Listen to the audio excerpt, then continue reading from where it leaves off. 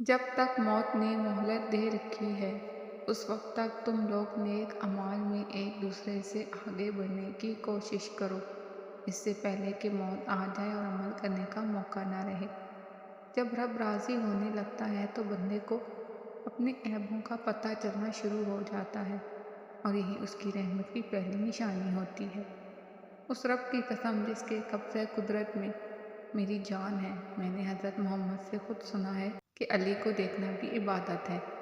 किसी शख्स पर उस वक्त तक भरोसा ना करो जब तक उसे अपने लिए गुस्से में न देख लो। नज़र का लगना हक है। अगर कोई चीज़ तकदीर पर सबकत ले जाने वाली होती तो वो नज़र होती। मुनाफ़िक़त से बेहतर है कि तुम काफिर मर जाओ, क्योंकि जहन्नुम में काफिर का दर्जा मुनाफ़िक़ से बेहतर है। एक लुक़मा पेट तक पहुँचाने का कुदरत ने कितना इंतज़ाम किया है कि गर्म है तो हाथ बता देते हैं, सख्त है तो दांत बता देते हैं, कड़वा या तुर्श है तो ज़ुबान देती है, और अगर बासी है तो नाक बता देती है। बस हराम है या हलाल है ये फ़ैसला हमें करना है। मौत एक तल्ख़ हकीकत है, इसे मीठी हकीकत बनाने में मसरूफ़ रहो। नमाज का रह जाना दुनिया के हर नुकसान से बड़ा नुकसान है। कबूलियत के यकीन के साथ अल्लाह से दुआ करो। समझदार औरत उजड़े हुए घर को आबाद करती है, जबकि नासमझ औरत अच्छे भले आबाद घर को बर्बाद कर देती है। जब कोई खुशबू पेश करे तो उसे वापस ना करो, कि इसके देने में कोई बोझ नहीं और खुशबू उम्दा है।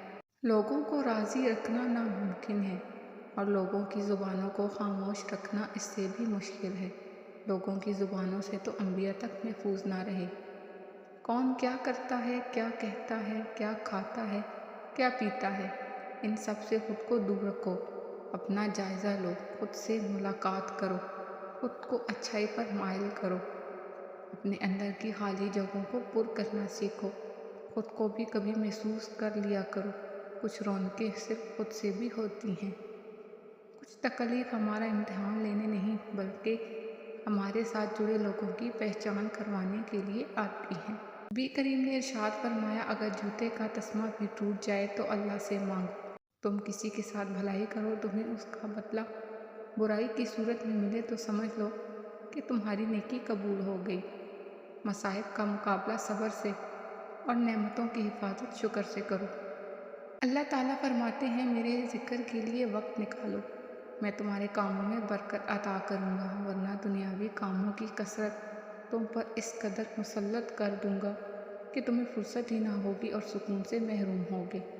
दुनिया अगर हाथ से निकल जाए तो बंदा गरीब हो जाता है, और अगर यही दुनिया दिल से निकल जाए तो बंदा वली हो जाता है। किसी की बेबसी पे मत हंसो, कल ये वक्त तुम पर भी आ सकता है। तकलीफ़ की घड़ियाँ ख़ताओं को मिटा देती हैं। रोए ज़मीन में अक्सरियत में ऐसे लोग हैं जो दुख, तकलीफ़, अज़ियत, फ़रेब, धोखा तो इंसानों को देते हैं और माफ़ी अल्लाह से मांगते हैं। इस्तिग़फ़ार नफ्स को जला देता है, सूरह इख़लास ज़हन को पाक करता है, सूरह फ़ातिहा दिल को राह देता है, दुरूद शरीफ रूह को नूर देता है, मिस्कीन को अपने हाथ से देना बुरी मौत से बचाता है। अज़ान और बारिश की हालतों में दुआ रद्द नहीं होती। किसी गरीब को देने पर सिर्फ सदक़े का सवाब मिलता है, लेकिन गरीब रिश्तेदार को देने पर दोहरा अजर मिलता है। एक सदक़े का, दूसरा सुलह रहमी का। पैसा कहता है मुझे हासिल करो, सबको बुला दो। वक्त कहता है मेरे पीछे चलो, बाकी सबको छोड़ दो। मुस्तक़बिल कहता है मेरे लिए कोशिश करो, बाकी सब बुला दो।